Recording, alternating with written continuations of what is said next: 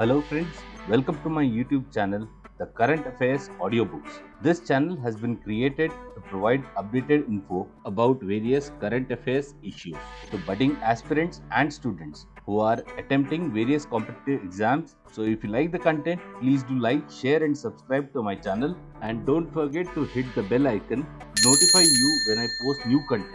So friends, let us start with our topic for the day, Union Budget 2022-23. On 1st February 2022, the Union Finance Minister Nirmala Sitharaman presented the Union Budget 2022-23. The budget was presented in the 75th year of independence as part of the Azadi Ka Amrit Mahotsav celebration, and it sets the stage for Amrit Kal over the next 25 years, culminating in a vision for India in the 100th year of independence. What are the goals during Amrit Kal aimed by the government to attain the vision? There are three goals: macroeconomic level growth and microeconomic level all inclusive welfare focus, promoting digital economy, fintech and technology enabled development, energy transition and climate action, and lastly, generating private investment with public capital investment, thereby generating further private investment. Let us now have a look at the four priorities of the Union Budget. Prime Minister's Gati Shakti Yojana, inclusive development, enhance productivity and investment, provide sunrise opportunities, energy transition and climate action, and lastly, financing of investments.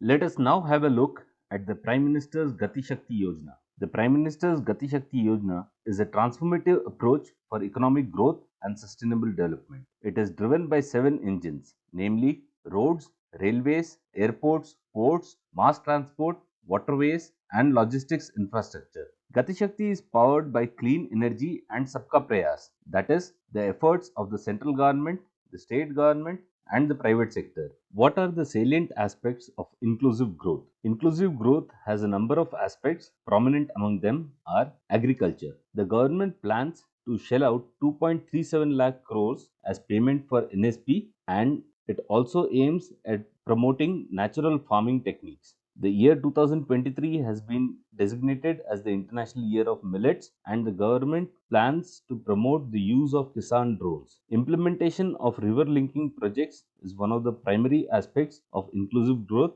The government plans to align skill development with industry needs. The government has also planned for a digital university to provide access to students across the country with world-class quality universal education. Under the Ayushman Bharat Digital Mission, a national digital health mission will be rolled out. Integration of benefits to women and children is planned under Poshan 2.0. The government also plans to cover 3.8 crore households under the Har Ghar Nal Se Jal program. The government has planned for 80 lakh houses to be completed in the year 2022-23 for all the beneficiaries of PM Awas Yojana under the Housing for All scheme. The Prime Minister's Development Initiative for Northeastern region will be implemented with an initial allocation of 1,500 crores. The government also plans to set up 75 digital banking units and encourage the financial support for digital payments ecosystem. How will enhancement of productivity and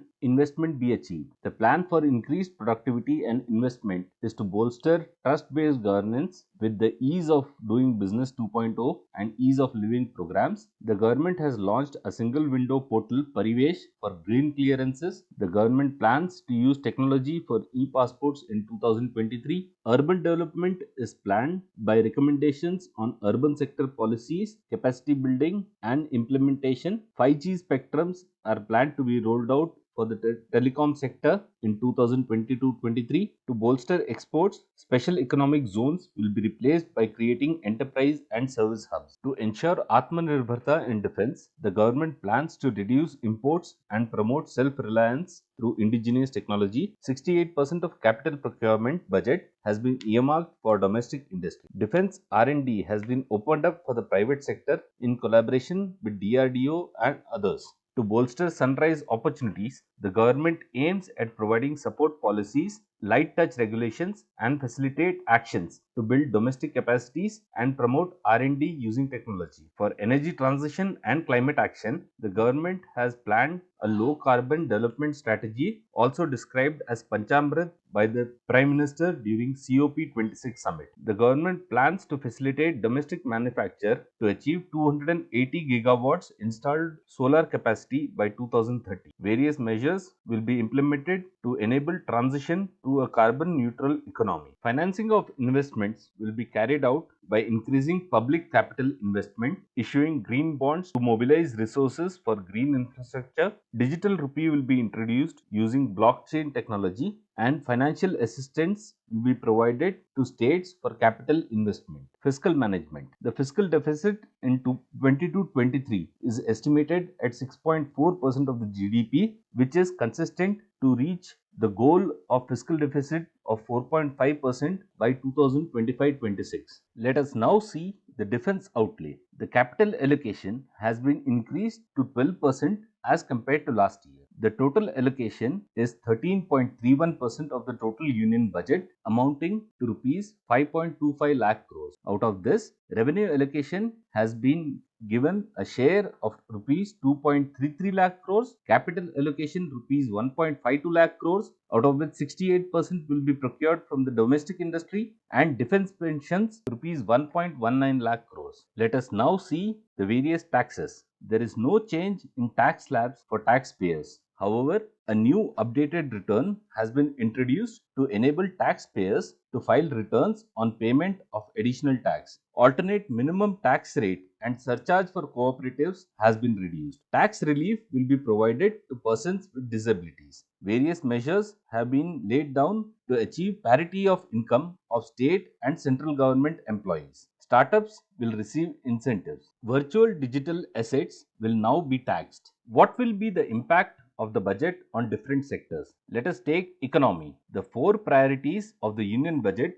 are aimed at chalking out a roadmap for economic revival. The budget is aimed at bringing in private investment and support economic growth. The increased expenditure on infrastructure, housing, defense, and agriculture will have a positive impact on the economy. For the taxpayers and consumers, there are no substantial SOPs, but various measures which have been introduced will improve the financial benefits. Businesses can now avail 15% of tax benefits for manufacturing, and startups can avail 100% deductions on profits. For investors and markets, the emphasis is to keep the stock market healthy, but high government borrowings can lead to increase in interest rates and raise borrowing costs. Finally, what are the implications of the union budget? The main proposals of the union budget will boost infrastructure, investments, jobs, and agriculture. Welfare schemes for the poor and connectivity have been given full importance in the budget. The union budget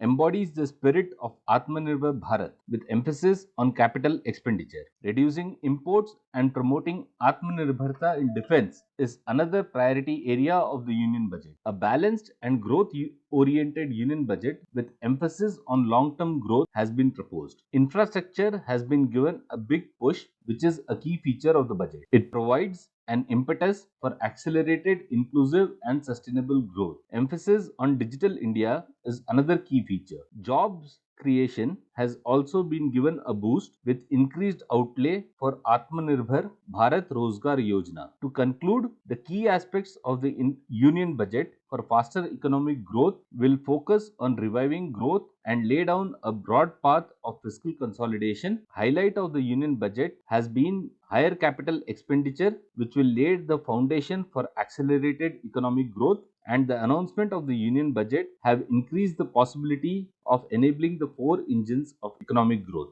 Hey friends, with this we have come to the end of today's topic on Union Budget 2022-23. Please do let me know if you would like to know more about current affairs topics in the comment section. Please do provide your feedback, which will help me improve and make this channel all the more better. If you like the content, please do like, share and subscribe to my channel, and don't forget to hit the bell icon to notify you when I post new content. Looking forward to your support and encouragement. All the best. Jai Hind.